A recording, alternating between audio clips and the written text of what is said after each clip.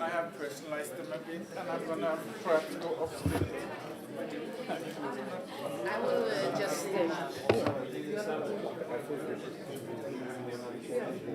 Okay, so when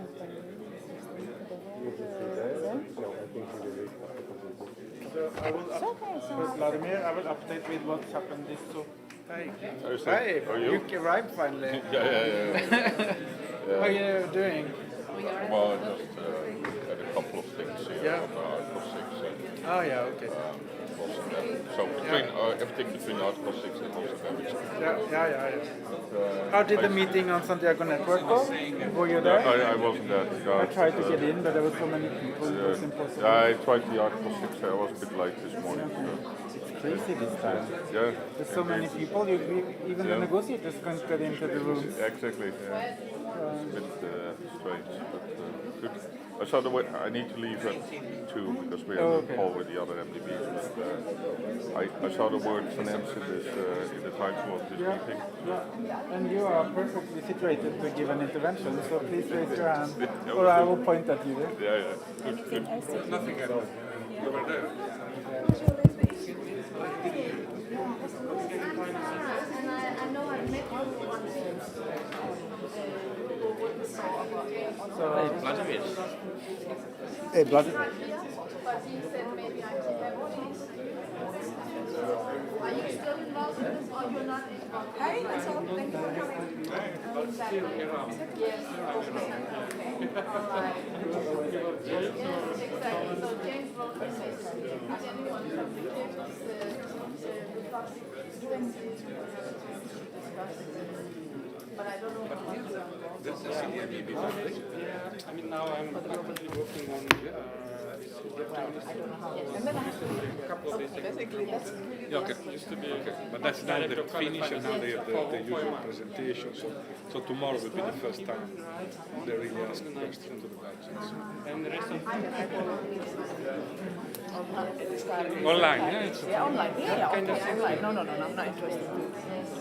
okay.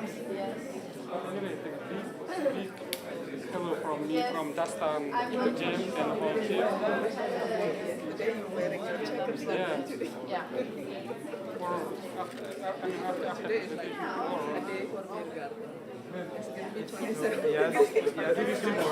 do we still have time or? For the scan. It doesn't take so long. Yeah, you can sit on there. I have a duty to take picture of all of you. Oh, okay. So did you show the Viking ship to your son? Yes, I did actually, and they also know well. We have proof. It was the Viking ship that was the point. And of course, back to my country, I'm now involved in all those I don't think you're right. This is national consultant. And working with you and the kids. And in some point we will meet again. So, thank you. I will. Thank you. We will.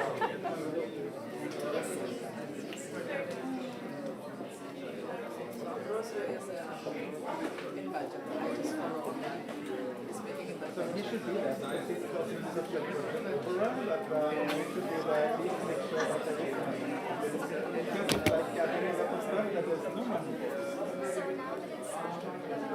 a big problem. it's already there.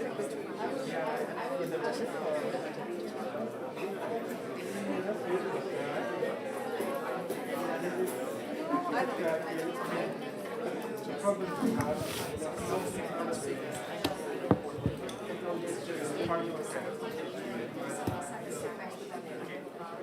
no, I will.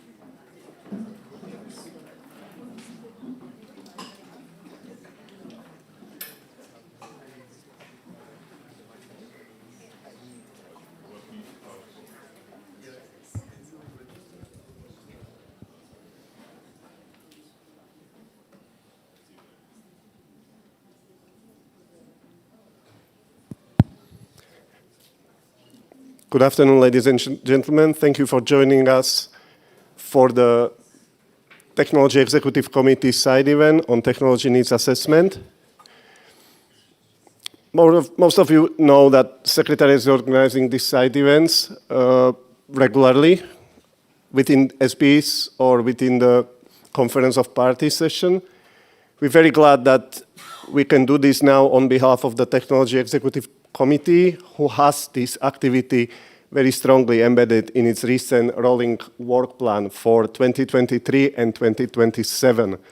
The activity is surrounded by one of the major needs of TNA process, which is connection with the financial actors, which is connections between TNA, Technology Action Plan, and finance over there from both public and private sector. We would like to organize this more regularly as a frequent series of events, and we are happy we have very strong support also within the UNFCCC.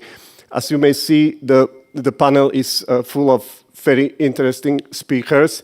And first, we have two opening presentations. One is coming from the Senior Director of Program Coordination and Means of Implementation, Mr. Daniele Violetti, and will be followed by the Tech Chair, Mr. Stig Svenningsson.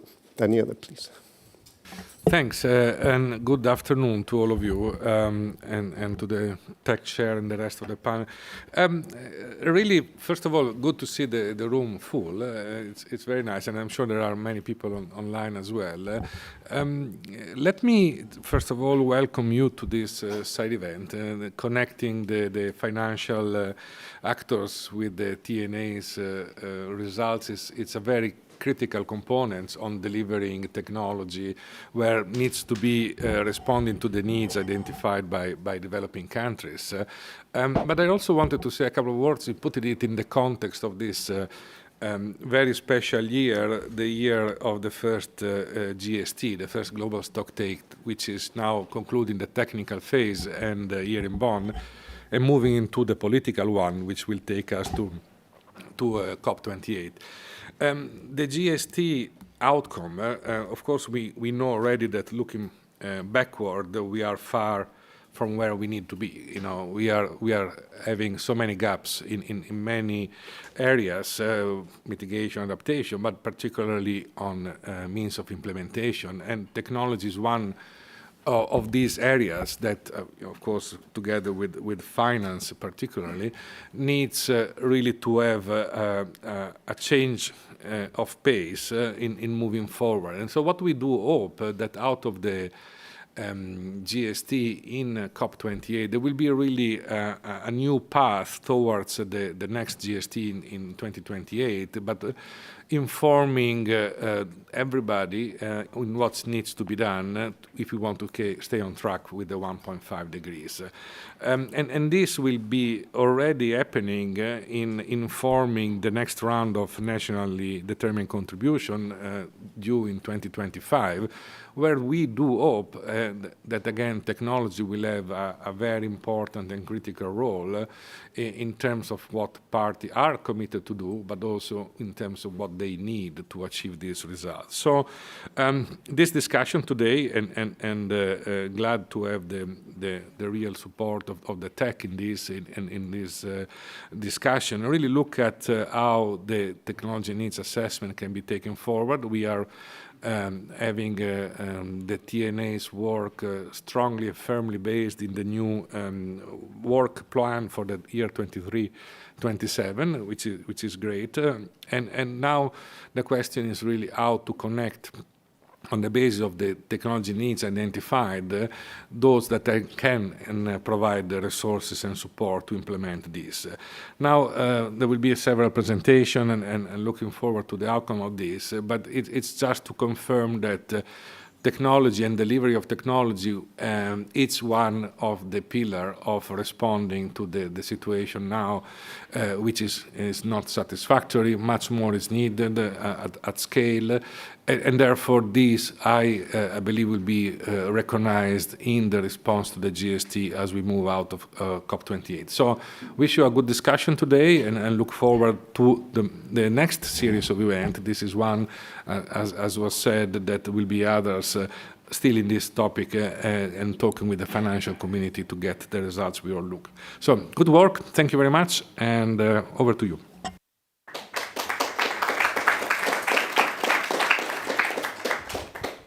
Thank you very much, Daniele, and thank you for all your support in our work. We appreciate it very much.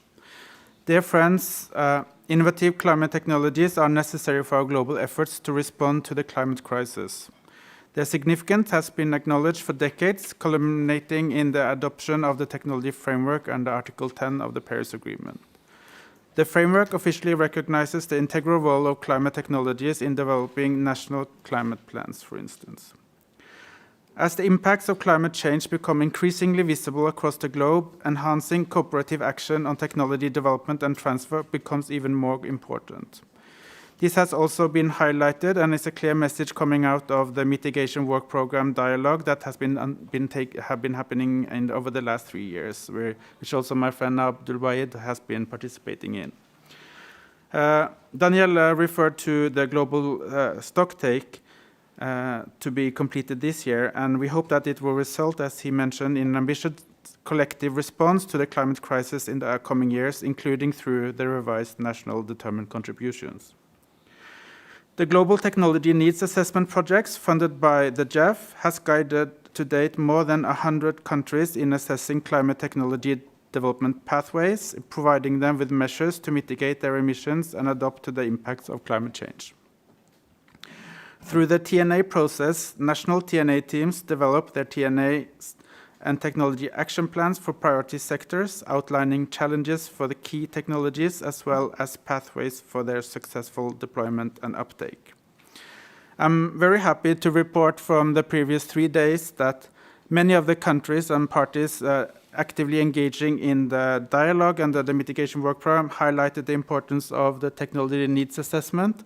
And they also highlighted the topic of today's side event, to connect the TNAs and the TAPs with finance. So we are already trying to implement outcomes that we have seen in the mitigation work program dialogues. With the upcoming phase 5 of the global TNA project, the TNA process will be further enhanced and updated, providing greater linkage to recent additions to climate change architecture, especially NDCs and net zero and long-term strategies. And most important, of course, is the vision in the Paris Agreement on transformational change. The TEC has been supporting countries in delivering their TNAs since its establishment.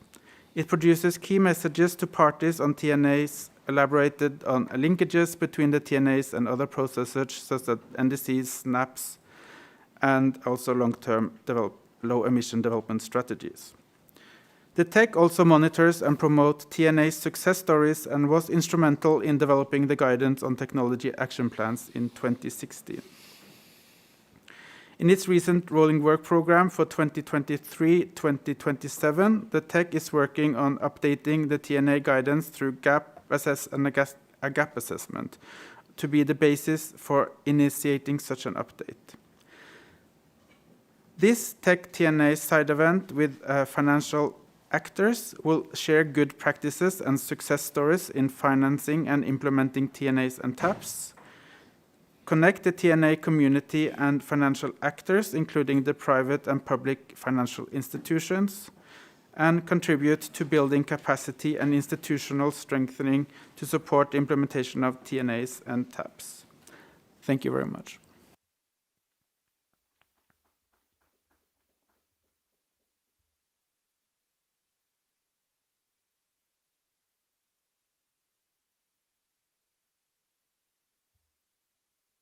Thank you very much to both Daniel and Stig for their opening presentation. Let me now move to sort of like a key substantive presentation of the event, which will be delivered by Sarah Treirup from UNFCCC, as she is on behalf of UNFCCC implementing the Global TNA project, which is now entering phase 5. She started work in 2009, and this work is also, I must say, from perspective of Secretariat, well reflected and followed by the Poznan Strategic Program agenda, because the Poznan Strategic Program window of the GEF was instrumental in supporting the first 3 phases of the TNA project. Sarah, please, over to you. Thank you very much, Vladimir, and thank you for organizing this event. It's much appreciated and always a pleasure to speak about the TNAs and how countries can be supported to implement priority technologies. So as said, in UNEP Copenhagen Climate Center, we have supported more than 100 countries since 2009 in conducting their technology needs assessments and technology action plans. We have, throughout the process, further developed and continuously aimed to update and keep the process relevant as to countries in the use of reaching both national development objectives and, of course, also international climate targets.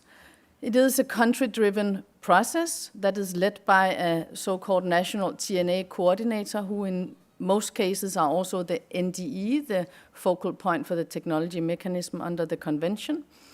And it has an extensive process of capacity building throughout the stages of the project. This is just to give you a bit of background on about what we're talking about when ultimately we're going to hear about how we can reach implementation of priority technologies and how these technologies are prioritized. When countries are preparing their technology needs assessment and then leading to technology action plans, it is ultimately starting with identification and prioritization of key technologies for both mitigation and adaptation. Usually countries focus on 2 sectors for mitigation and 2 sectors for adaptation. The technologies are prioritized through a stakeholder-driven process with inputs both with data but also with experts' opinions. As a second stage, countries identify what are the challenges, what are the enabling environments, the national systems of innovations required for implementing those technologies, and using the information as inputs to what we call technology action plans. I will speak a little bit more about the technology action plans on the next stage. And then since we started the so-called TNA Phase 3 in 2018, countries also added a component which is to develop project concepts based on what they have identified in their technology action plans. This is a further effort to support countries to a further implementation of the technologies that are identified through this process. So just as said, to give you a little bit more detail about what is a technology action plan actually when we speak about TAPs, which you may hear also in the negotiations. It is a plan for what we would call actually a program, or in some cases a project, to implement technologies in the country. It is a program that, a plan composed of actions that are required. So it's not only a focus on the technology, but actually on all the actions required to create the conditions for transferring, implementing, and taking up this technology in a specific context. So these actions could be capacity building, awareness raising, research and development, and other actions that are required to create the conditions for the technology to work in a certain country. And an action plan or a technology action plan includes then detailed information on both on the actions or activities, but then also on the sources of funding, the responsible bodies that are leading each of these actions, the time frame, risks, success criteria, and indicators for monitoring and implementation, and of course also budget. So the budget is detailed at the activity level, but of course an action plan also have an overall budget. So what's our experience from supporting all these countries preparing the TNAs and TAPs? Well, the main challenge, and this is also identified through the work of the Technology Executive Committee, does come to the economic and financial challenges. That's the most frequently reported challenge across mitigation and adaptation technologies. We see countries identifying the challenge of high upfront costs, difficulties in obtaining loans, uncertainties regarding returns on investments, and a general lack of financial resources. It should also be said that it's not always, or it's never actually the only challenge. There are many challenges that need to be overcome in any country that needs to implement or transfer a technology for further uptake and diffusion. So we can also speak about social challenges, about institutional challenges, etc. So there are many challenges that need to be overcome. And just to give you an example of a recent TNA, which completed the technology action plans actually in 2018, that's Pakistan, who have identified bus rapid transit systems in their technology needs assessment and then elaborated technology action plan for the same. And they have prepared proposals for the Green Climate Fund together with the Asian Development Bank and are now implementing a huge BRT system that actually has a combination of different finance sources. So this is one example of how a country have used their TNA and their technology action plan to go a step further to scale up implementation on a large scale. And this is also why we are gathered here today, how can we enhance the technology action plan implementation and implementation of technologies? And of course, with the countries and on our side, in collaboration, we do our best to ensure it's not standalone processes, it shouldn't be disconnected from other efforts. Of course, the quality and the depth of analysis should be sufficient to provide the required information. There are the challenges of engaging the private sector early on in the process, and of course, not least, is to secure the political support. And what I'm also hoping that we can also hear from the finance community that are here today, how can we, from our side at the support side, improve and ensure that the action plans are attractive for the financial sector? And what can we do to increase interactions with countries to implement the technology options and ensure the finance? So I will stop here, and you can find all the information, all the reports and data is available on the website techaction.org, but also on the TT Clear website at the UNFCCC. Thank you.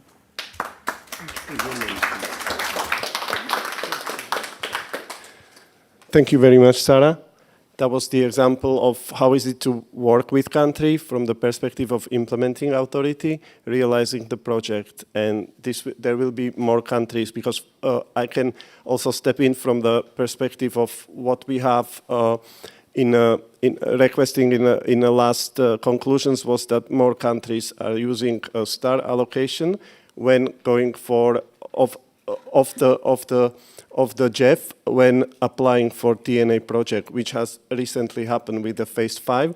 So we had a rich experience working with least developed countries and small island development states. Now we will have also experience working with economies in transition and other developing countries. So we will have bigger portfolio of countries, which is a good news. We have our colleague here from Yemen, representing a country who recently undertaken TNA exercise. We believe it's a very nice example how a country is dealing with technology needs assessment. Mr. Abdelwadid Aman is coming from Ministry of Water, Environment and Environmental Protection Authority. Welcome. Your presentation is on, and you can move the slides with this. And thank you for joining us here. Good afternoon, colleagues. It's my pleasure to be with you today, and I would like to thank our colleagues in UN Copenhagen Center and CTCN for having me here. Today I will try to give you a brief about technology needs assessment progress in Yemen and how is it going on and how TNA was an opportunity for our country to reactivate the climate change work in the last 2 years. I think firstly I will start with a brief about Yemen. It's important to be aware about the national circumstances of Yemen and also to know the approach that we follow to implement the TNA in Yemen and also climate change profile.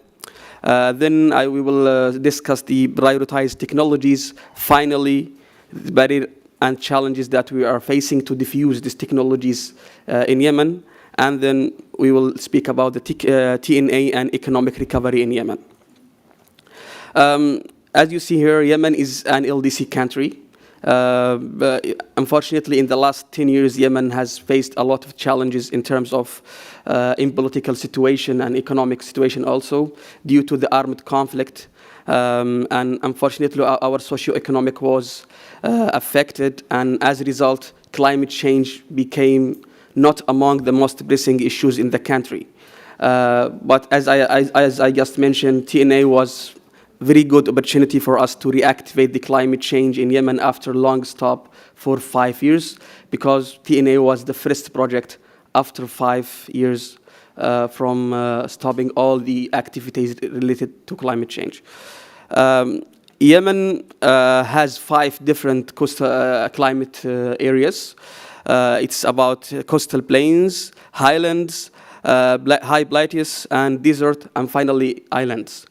The population of Yemen is 30 million, and it's expected to be increased in the coming years. And recently, due to the impact of climate change, there is a significant migration from rural to urban areas in the country, which need to be addressed as soon as possible. Also, as a consequence of the conflict, the vulnerability against the adverse impact of climate change in Yemen became very high, because our capacity to address the climate change became lower. And as a result, the climate change impacts became more severe. For example, in the last 5 years, we just faced a lot of climate change extreme events. For example, the tropical cyclones and other impacts related to agriculture and water. Here is our climate change profile. As we see here, in the last 30 years, there was a significant change in the precipitation and temperature. And despite our GHG emissions are very small, it's only our contribution to the global greenhouse gas emission is almost 0.03, which is very low, as most of LDCs. This is just some maps about the climate vulnerability in Yemen. And this is our GHG, last GHG inventory in the country. For TNA, Actually, it was an opportunity for us to start coordinating the work with the relevant stakeholders after long stop. So what we did is just to start consulting our relevant stakeholders from the different ministries, from different entities about the work, and then we developed the criteria that we will be used to assess the potential technologies in each sector. So firstly, we started stakeholder consultation, then we selected the sector. This is just an example of about the prioritization process that we follow to select the sectors that will be gone under the TNA process. So from adaptation, the sectors that were selected are agriculture and water, and these sectors are most vulnerable because agriculture is considered as the backbone of the economy in Yemen, and also water sector. I mean, there are a lot of threats besides climate change to the water sector in Yemen. For mitigation, the selected sector were energy and transport. So the results of the prioritization was for agriculture, the technologies selected were irrigation saving techniques, agriculture soil management, and both technologies are logic to be selected because irrigation is important in Yemen, and also there is a desertification in the last 7 years in Yemen was significant and impacting our lands and led to high migration of people from rural areas to urban areas. For water, the two technologies were saline water desalination and rainwater harvesting. For the water desalination, it was a good option because the coastal zones needs this kind of technologies in Yemen. And for the highlands, the rainwater harvesting is very important. For energy, the two options were PV system, off-grid and on-grid, and wind turbine. And by the way, Yemen has high potential for energy transition. I will come to it later. In transport, the options were the bus rapid transit, PRT, and improving the by routes. Due to the conflict in the last 7 years, our infrastructure was affected. So people now just take long distances to go to travel, for example, from city to another. So improvement of by routes could be a solution to shorten these distances, so which will lead later on to lower fuel consumption. For the barriers and challenges that we have in Yemen, it can be categorized into three things. Firstly is economic and financial, institutional capacity, and technical capacity. For economic and financial, it's the high initial system cost. It's the capacity, the capital cost of the technology sometimes is very high, which is very difficult sometimes for our country to implement such technologies. And then high interest rates on loans, and especially for mitigation technologies, and inadequate subsidy programs, which means sometimes these technologies are difficult to be accessed by some peoples, especially local communities. For institutional capacity, it's about strategies and regulations. There is lack in climate change national strategies in Yemen, and now we are trying to develop a new strategies related to climate change adaptation and mitigation, and limited private sector engagement in the climate change in general, and especially in energy, because there is, in Yemen, in the last 7 years, there was a great potentiality for energy transition, because there was a shortage in the energy and electricity due to the war, due to the blackout of many power plants as a consequences of the war. So the people shifted by themselves into the solar energy. And it's expected that the amount of energy or solar energy that entered Yemen in the last 5 years, it's almost 2 gigawatt. But this 2 gigawatt was just to meet the demands. It was not based on a real strategy that can give us a real development or economic growth. In terms of technical capacity, it's sometimes we have low or weak capacity to leverage climate finance, and technical capacity in terms of labors. We need some training on some technologies in order to diffuse these technologies in Yemen and implement them in Yemen. And lastly is the lack of data and information, which need more assessments and more studies to collect data and to develop a database that will help us to be aware about the situation about climate change in general in Yemen and how to implement these technologies in Yemen. Lastly is the economic recovery and TNA in Yemen. As I mentioned in the beginning, our economy was affected due to the armed conflict in the last 10 years. Now we are working on development of economic recovery plan.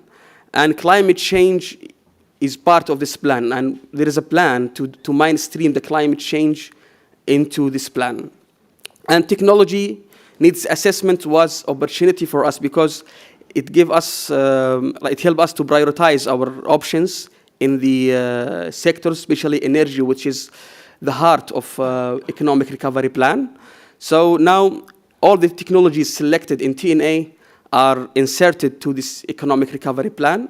And now we are looking to finance these technologies in order to implement them on the ground. And as you see here, the wind turbine or wind energy in Yemen represents 61% of the renewable energy in Yemen in terms of, it's not implemented yet, but this is the capacity of wind turbine in Yemen, and followed by solar PV. But solar PV is already implemented. It's already proved its success in the country. So what we need now is just how to finance this project to translate these TNA priorities into implementation on the ground. Finally, TNA also, of course, will be involved in the updated NDC, which are working to develop it now in Yemen. Thank you again, and this is last thank to Sarah for having me here and all my colleagues from CTCN. Thank you so much.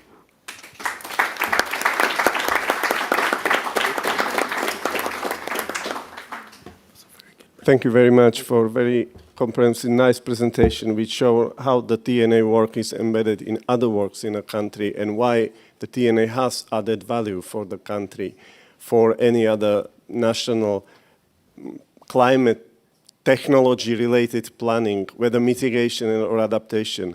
And I'm glad you have seen it. We have many more of these examples collected in the last year. And then we come to the next stage, what to do with it. Can we go from this good work to what we call implementation? Can we realize some activities on the ground, or not even on the ground? Can we have some sort of like renewable energy support strategies, energy efficiency strategies coming out of this work? What is needed to get there? One of the major barriers reported to us was financial barriers, access to finance. And I'm glad to move to another part of the workshop. We'll be having 4 experts talking on financial issues. The first is Natalie David. She's coming from, she's head of strategy in German Investment and Development Society. We're very glad she accepted. And her presentation, as you will see, is more looking at the role and position of the private sector entrepreneurs in supporting such a project as Technology Action Plan could be and should be. Thank you, Natalie. Thank you very much, Vladimir, for inviting me and for having me. I have to admit, I have never heard about TMAs, TPAs in my work before, because the private sector we are working with, they're usually not very much concerned about the policy level. They are looking at commercial viability of their projects, and they're looking for funding for that, and that is also the angle where we're looking at. I had probably the shortest journey to come here, only 5 kilometers. DEG, the institution I work for, is in Cologne, next about 30 kilometers from here, and is part of KfW. We are the German Development Finance Institution, also part of a European network of development finance institutions, the EDFI. And we are providing finance to private sector enterprises and financial institutions already for 60 years, have a balance sheet of about 9 billion euro, and looking at new investments every year of about 2 billion euro. And a large part of that we would really like to do in climate finance and helping the transformation in the economies. We have a new strategy already since last year. It's in 3 words: impact, climate, returns. And I'm very glad about that strategy because it really includes 3 very important elements that are also very important, I think, for private sector success in these 3 words. On the one hand, we have a focus on impact, so we are not looking only at climate finance. We are also supporting other projects that are considered impactful. We are looking at returns. So since we are not financed by the government, we are reliant on adequate and stable returns because that's how we grow. And a new element of our strategy is climate. We have committed to become net zero by 2040. So that means, I will show you in the next slides, that we really need to get on this path and find clients that are willing to transform or look for clients that are already with a low footprint. You can see on the right our 3 global customer clusters. We have about 1/3 of our businesses in each of these: infrastructure and energy. That's where a lot of our renewable energy investments are being done. Banking, here we also want to do at least 1/3 of our new commitments with climate-related activities. And industries and services also comprises funds and commercial enterprises, and also our portfolio of nature-based solutions, because we also need to invest more in forestry. So last year we put some commitments up. So the first is that we want to enhance our positive developmental impact. The second is what I mentioned, the reduction of greenhouse gas emissions in line with the Paris Path. And the third is the transformation. And I think that's where we're coming very close to the topic here, because transformation often happens jointly with technologies. Even though the private enterprises might not be part of a TPA or a government plan, I think they are contributing very much, or they can contribute very much to a lower footprint and in transforming the economies. I will now show you some examples of how we support the private sector transformation. And they are coming from different regions of the world where we are active, and also from the 3 different customer clusters that I talked about. This is first a general approach. What we do is that we are looking always at the CO2 footprint. So we model the greenhouse gas emissions of our clients. Sometimes that we have real data, that's of course the best, but we don't always have that. We work with our clients if they're willing to implement their own GHG accounting in their own institutions. But if we can't have that, we are using a joint impact model, JIM. I don't know if you are aware of that one. That is bringing us at least some model data to give us an idea of the footprint of our clients. Then we develop transformation pathways together with our clients. So we discuss with them what is their aim, how we can support them. And that is particularly important for the high emitters that we are still having in our portfolio, and on a limited scale also still want to do if they want to transform. The third point is, of course, the heart of our business, the provision of finance. So we finance with loans, bonds, equity. And in the area of climate finance, of course, wind and solar is very important. So, for example, we have supported the largest solar field in the Caribbean 1 or 2 years ago, and in the Dominican Republic. Or we have also with wind supported Uzbekistan, or the Uzbek private sector in bringing up and financing and building a project that is bringing about 50,000 clients to green energy, and also reducing 200,000 tons of CO2 per year from the former energy mix.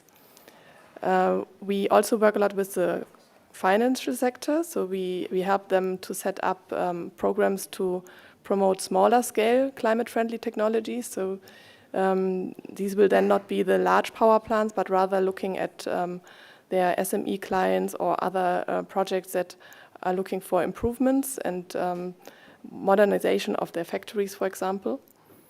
And we, of course, also go at the modernization of production plants directly, not only via the financial sector if it's a larger client. The fourth element is that we are neutralizing our clients' GHG emissions that are attributed to us. So we cannot do that, of course, for all of it, but we want to do it for the remaining part that we are seeing. For the financial sector, we have different side measures in place. So it's not only finance that we provide, we also have a lot of technical assistance programs that come alongside our finance. One is to help them with the accounting of greenhouse gas emissions. Then we have some extension services for resource and energy efficiency for their clients, and I will come to that later. We look, when they're interested in getting a green bond or issuing a green bond or getting a green loan from us, then we help them to identify the market potential via a green loan quick assessment. We also do green bond readiness if they are already more advanced, and we are also investing in the bond as an anchor investor. Regarding adaptation, that's also a very important field. We help them to assess their own climate risk, and we also help again with the extension services for resource and energy efficiency checks for their own clients. Here you can see in an example of a client bank in Latin America how such a transition can look like for a commercial bank. So they received their first green loan in 2009, and they really very well built up their environmental and social risk management system, developed a sustainability strategy, and then they even joined the Net Zero Banking Alliance and committed to become net zero by 2050. And from there on, they really became very active in issuing a bond, setting climate targets for all sectors, and we are very happy to support them along the way with all these elements of the climate strategy, alongside with finance. Here is an example from the corporate sector. It's these resource and energy efficiency checks is something that we offer often to existing clients who are experiencing problems. For example, energy costs are rising. There's low efficiency of the manufacturing plant, and then we help them to assess what could be their resource and efficiency gains if they would invest and develop, or if they would use some state-of-the-art technologies in comparison to what they have in place. And what we have seen is that we usually really can help them to identify saving ranges between 10 to 30% of energy consumptions. So that makes it also commercially very interesting for the corporates. And it will always be a mixture of low-hanging fruits without investments, so for example, machine calibrations, or small investments with a quick payback. But also there might be large investments which can then again be eligible for further finance from us. And the example that we have here is a plastic plant in Asia of a client who was facing exactly these increasing pressures on energy costs. And with the resource and energy efficiency check, we helped them to find out that they had a disproportionately high wastage by uncontrolled fluid energy machines and compressed air leakages. So they could implement new control equipment, and they could improve the energy data management and had other concepts for improved insulation that really helped them very much. And this is something that we can also do at the level of a financial institution. We can install a person like a green desk at a financial institution client of us who can give this advice and also channel this funding to clients of the financial institution. So it's like a trickle-down effect. The last example that I brought is a feasibility study that it's a way that we can develop new markets and technologies.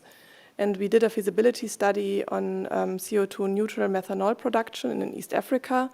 And there was a good opportunity because there were high costs of import, and at the same time the potential for renewable energy really exceeded the available offtake capacity. So there was a German renewable energy project developer who saw the potential for environmentally friendly methanol production, and he asked us whether we can help finance a feasibility study to find out whether that could be done and then do a pilot.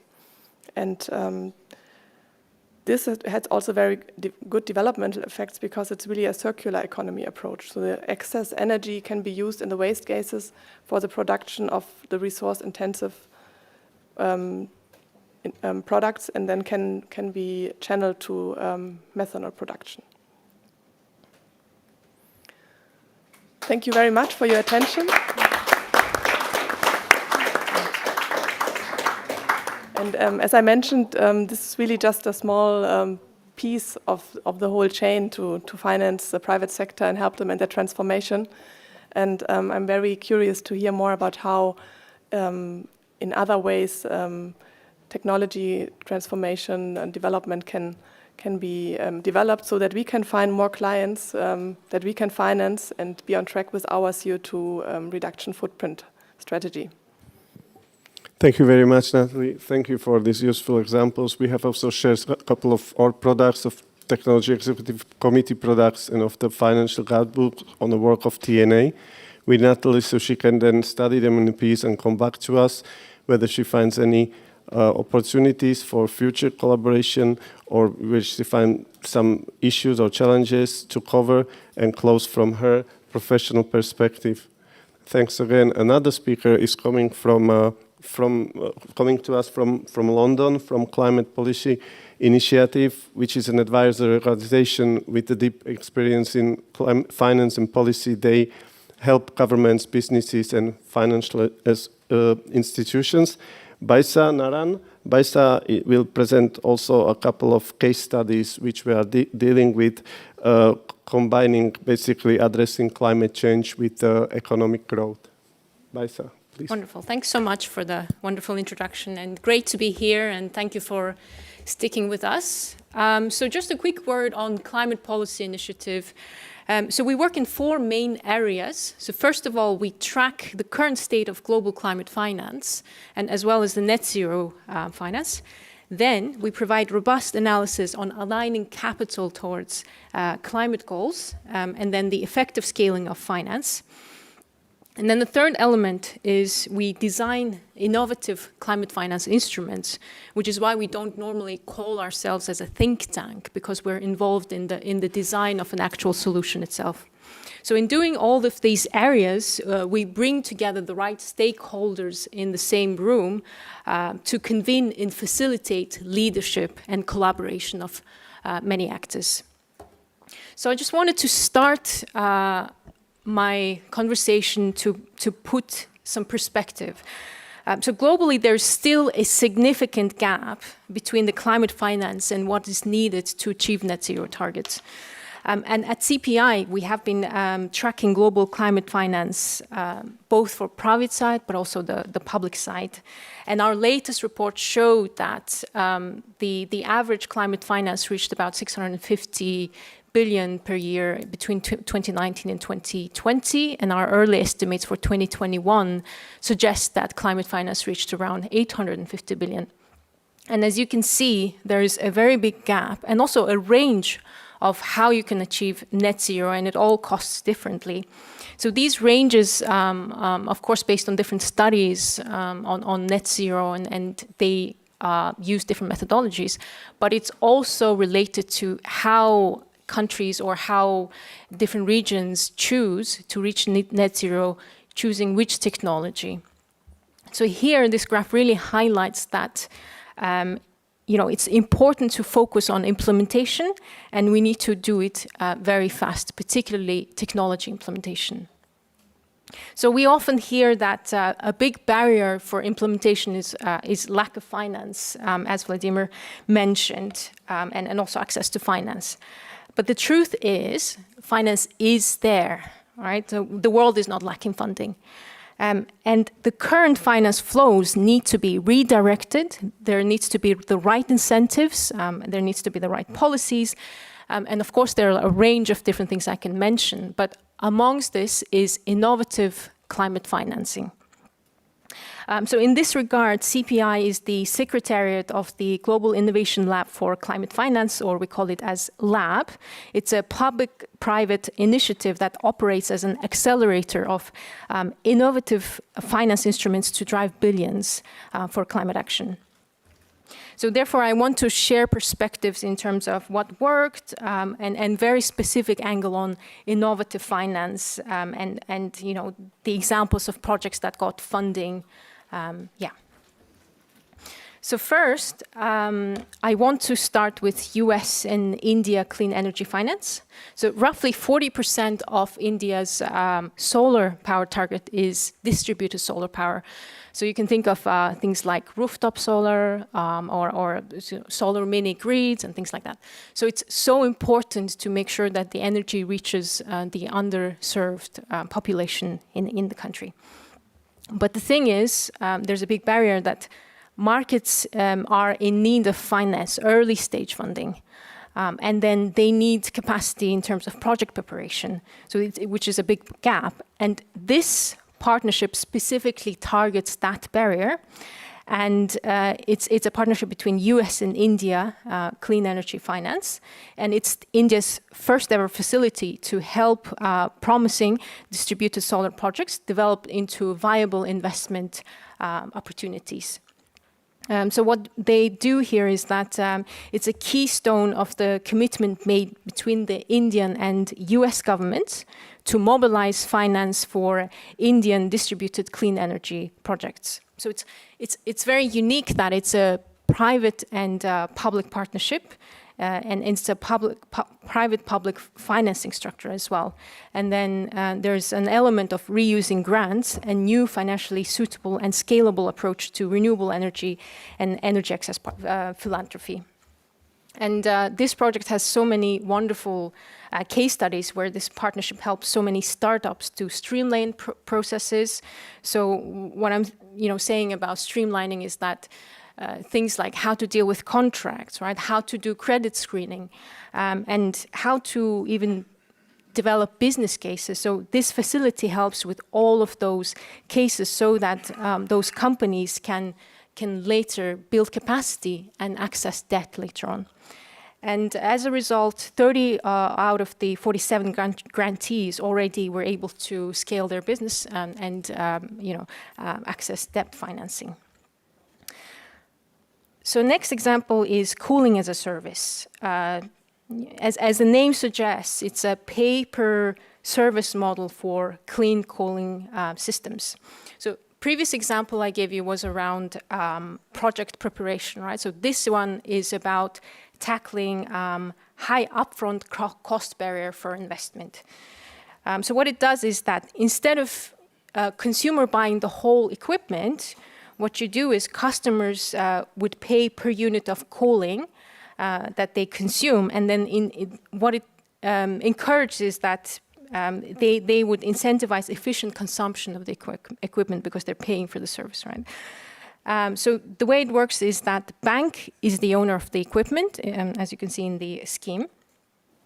So they have the interest in making sure that the equipment is in good condition and improve system efficiency. They then lease the equipment back to the tech provider or the equipment provider. So customers do not pay an upfront cost for the equipment or installation, but as I mentioned, is that they pay a fee per ton of hour of refrigeration consumed.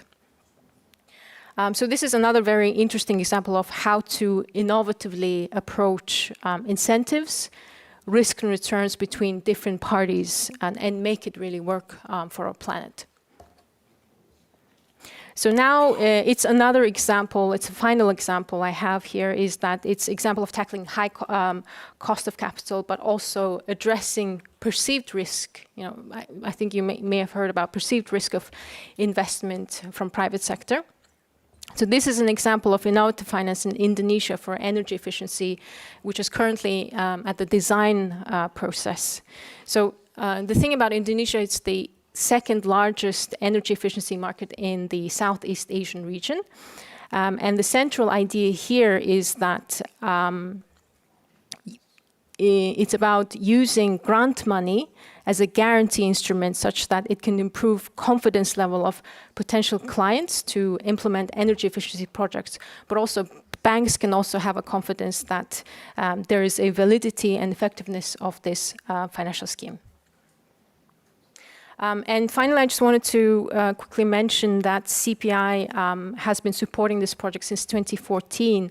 And through working with the different stakeholders, the lab mobilized more than 3 billion.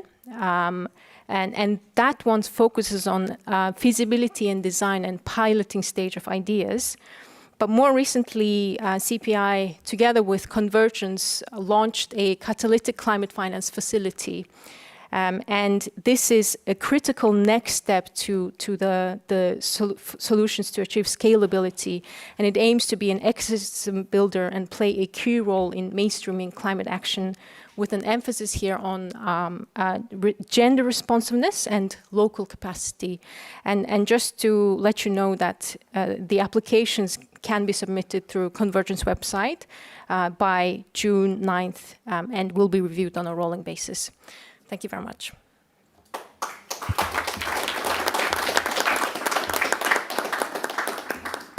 Thank you very much, Baisa, for your case studies and experience. And I invite you to contact both of these financial experts if you have some further questions or you would like to ask concretely whether your project idea or project proposal could be considered. Now, let me move. I'm glad that we have both operating entities of the financial mechanism with us, the GEF and GCF. I'll introduce them at one time because of the time limitations we have. The side events were cut, 15 minutes, you may be aware, which we are really tight in time. So I invite Patricia Marcos, to speak from the GEF to speak about replenishment cycles and also support to climate technology. And she will be followed by our new colleague, Hansel Park from the Green Climate Fund, and he will speak about readiness grants and also the good work of GCF in supporting TNA projects. Patricia, please. Yeah, thank you, Vladimir. Hi, good afternoon, everyone. It's a pleasure for us to be here today presenting the GEF support to financing TNAs. I will take 1 minute to introduce the GEF, the Global Environment Facility, since this will help you understand the support that we are providing for TNAs. So the GEF was established on the eve of the 1992 Rio Earth Summit, and is one of the largest and most experienced multilateral funds dedicated to addressing environmental threats to the planet. The business model of the GEF is a little bit different from other climate funds, and what is different is that we work on replenishment cycles. So we have a 4-year replenishment cycle. We are currently under our 8th replenishment cycle, which started in July 2022, and will go all the way to June 2026. So at the beginning of the replenishment cycle, most of our resources, they are allocated to all the GEF recipient countries. So this means that countries, they know at the beginning of the cycle how much resources they have from the GEF. And we are a country-driven fund. So it's basically the countries, they can decide how and on which sectors and technologies they're going to spend the resources they've been allocated at the beginning of our cycle.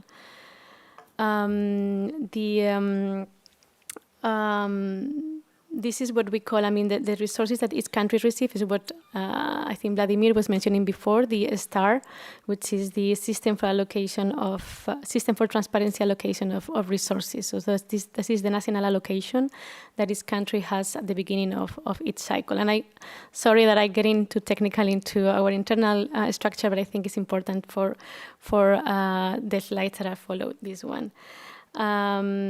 Finally, just to clarify that the GEF8 climate change vocabulary strategy has been designed to support developing countries to make transformational shifts toward net greenhouse gases emissions and climate resilient development pathways. And this is supported through 2 pillars.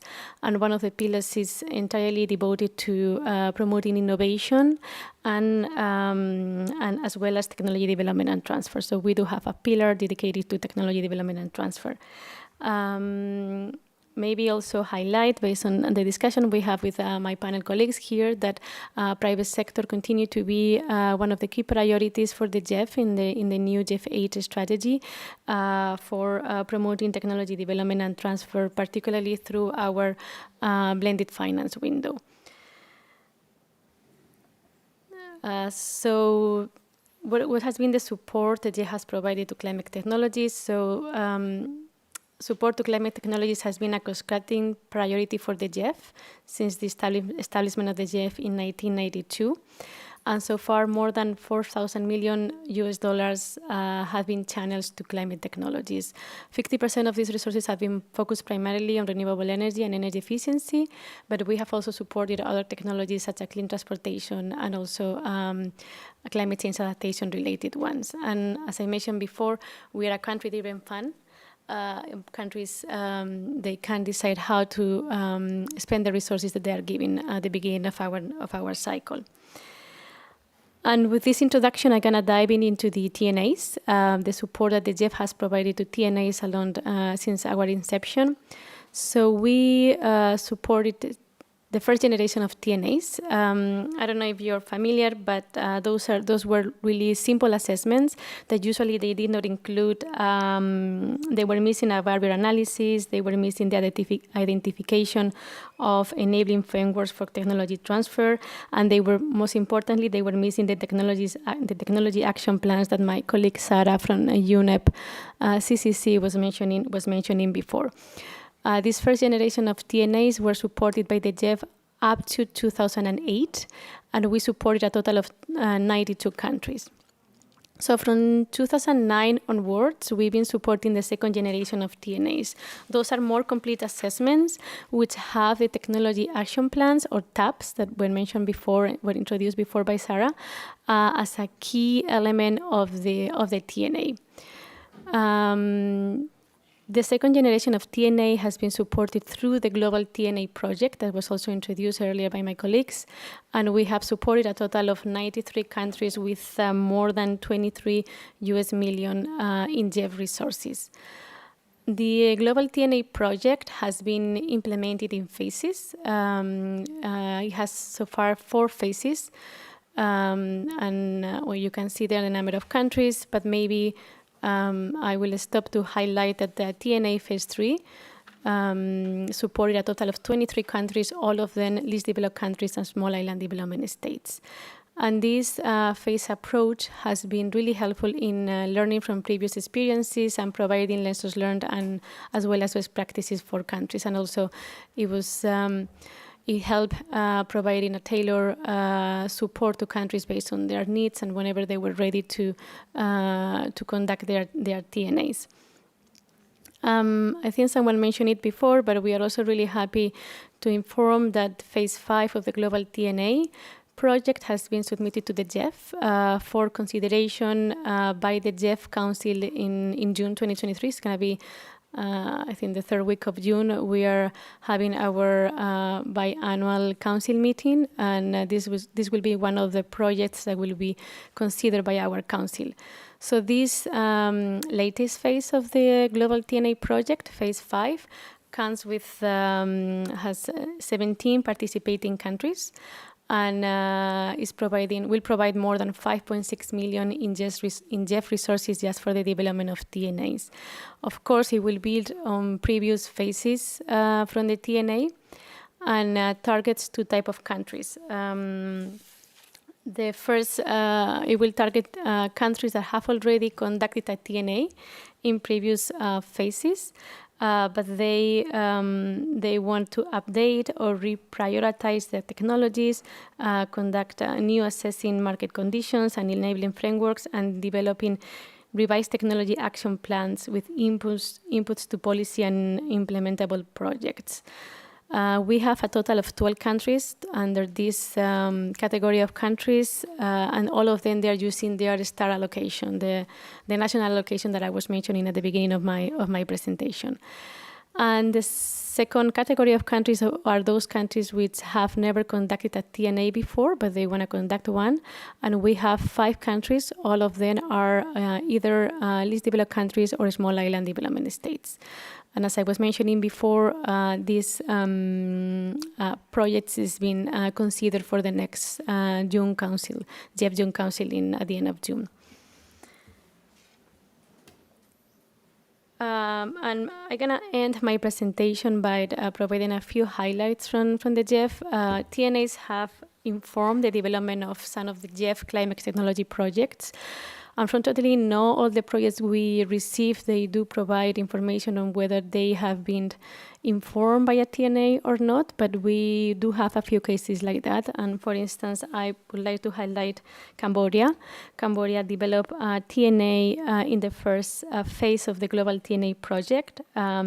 And based on the recommendations from the TNA report, the country was able to use some resources from their GFSTA allocation to benefit approximately 10,000 smallholders farms by giving them biodigesters and solar energy systems to add agriculture value. So this is just an example on how the TNA and its results can act as a basic building block for mitigation and adaptation actions. And another useful highlight is that TNAs are helping countries leveraging additional resources. And a good example is with our colleagues from the CTCN, the Climate Technology Center and Network. In Mozambique, developed a TNA in phase 2, of the global TNA project. And identify conservation agriculture and rainwater harvesting as a key priority for technologies. Building on that, the CTCN is currently supporting Mozambique to explore various rainwater harvesting technologies through technical assessments of applicability and effectiveness, as well as through cost-benefit analysis. And I think we're running out of time, so I'm just gonna mention that I think what is really important is to move from the actions to the implementation. So we will love to see countries approaching the GEF for supporting them in developing climate technology projects that are being informed by the TNAs. Thank you so much, and I will pass it to my colleague from the GCF, Hansel Park. Thank you.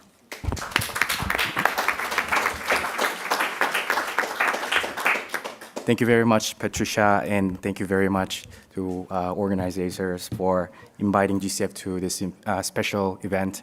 I'm mindful of time, so I'll try to maybe be as quick as possible. But before I start my presentation, I think the essence that I want to present here is that we have modalities through which we've been channeling finance to the countries, and we have seen a number of examples where our support is deeply rooted in the support that has been garnered through the TNA. And the findings, we hope, will inform our future work as we work with our partners here, gathered here, and that would be the key purpose of this presentation here. So one of the most important modalities through which we support countries for technology development and transfer is readiness. So readiness is basically helping countries to build the capacity to work with the GCF and also access funding from the fund, GCF. And TNAs, we have seen that it's been working as one of the conducive policy frameworks to help the countries establish basis for them to work with the GCF, particularly when it comes to technology. So we've seen TNAs being mentioned in the strategy within the readiness proposals and showing how that TNA can lead to their country's vision to achieve their climate goal. We advised LIBER partners to consider climate technologies and priorities noted from the TNA and feasibility studies that are linked to the TNAs. And we also have learned that it is important to ensure the national consultations that are supported through the readiness grant is inviting the actors from this technology mechanism domain so that the insights, the recommendations, and the information gathered through support is really utilized within the GCF context, particularly in the readiness. So we have a knowledge platform where you can easily access relevant information. I understand the PPT will be distributed, available online, so please take a look by clicking on that link. Readiness is a large capacity building program. It's about $500 million. This is by far world's largest capacity building program. And within that, we have identified about 77 readiness proposals containing technology support element. And it's important to note that there are a number of delivery partners who have been supporting countries in the development of readiness grants that have technology support element. So we invite parties, countries to consider engaging with these partners, particularly including our partnership with the CTCN and their delivery partners have been an important companion to this end. Now, second is projects and programs. So this is the largest portfolio when it comes to describing how GCF is supporting countries. So within the projects, we have seen examples, observations were made how TNAs indeed play an important role. And these roles are captured when supporting FPs in leveraging the findings and informations and data that was produced as an outcome of TNA exercise. So we see the linkages in the funding proposals where the outcomes of the TNA exercise has created a solid basis for AE to consider developing something that's targeting to GCF.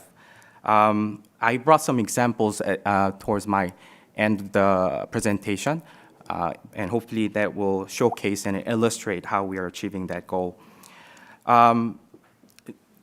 When it comes to funding proposals, we request the project proponent to showcase how the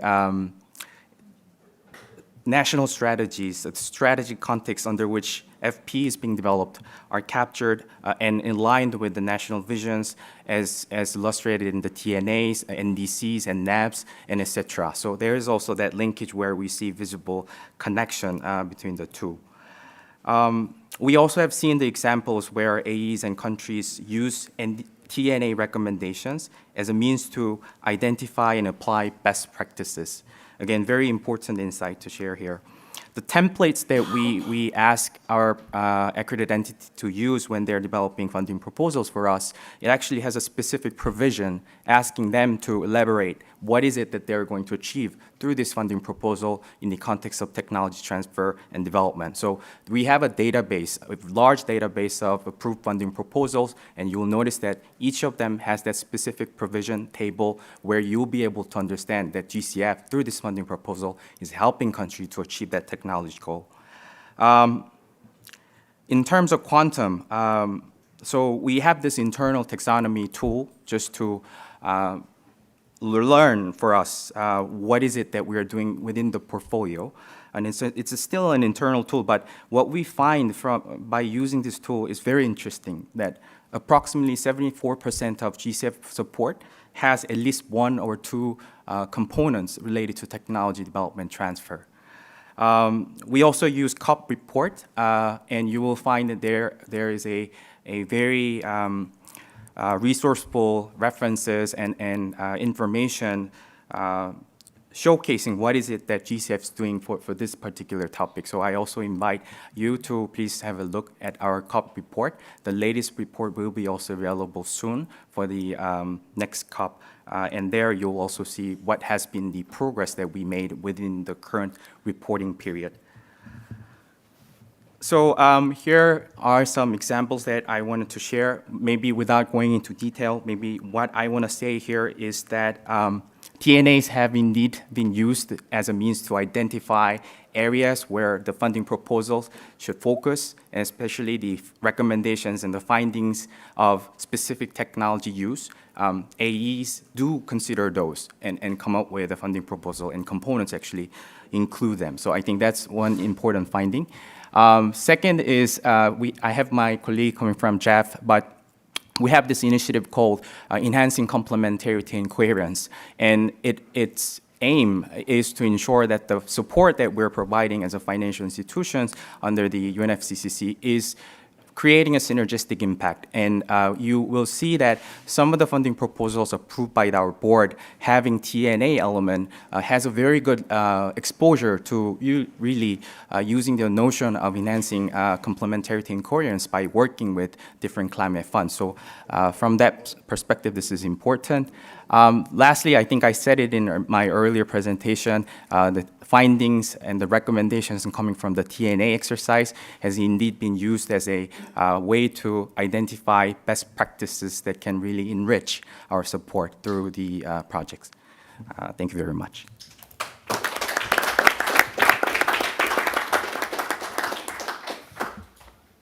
Thank you very much. On behalf of the Technology Executive Committee, to all the speakers, you've been, I think the side event was rich in new information. I'm really personally glad that with the guidance of the tech, we managed to start this new era, let's say, connecting the action plans which are coming and which will be coming with the financial actors. We hope we will spread this network with finance in future. And again, thank you very much for all the speakers being with us today. And for you, I only do apologize there was no time for Q&A session. Due to obvious reason, we are already 2 minutes over time. We try to pack the agenda as good as possible, but not overpack it. Speakers speak about 7-8 minutes only. But however, I ask you to take this opportunity, having them here and share your issues with them. And again, thank you very much for being here with us today.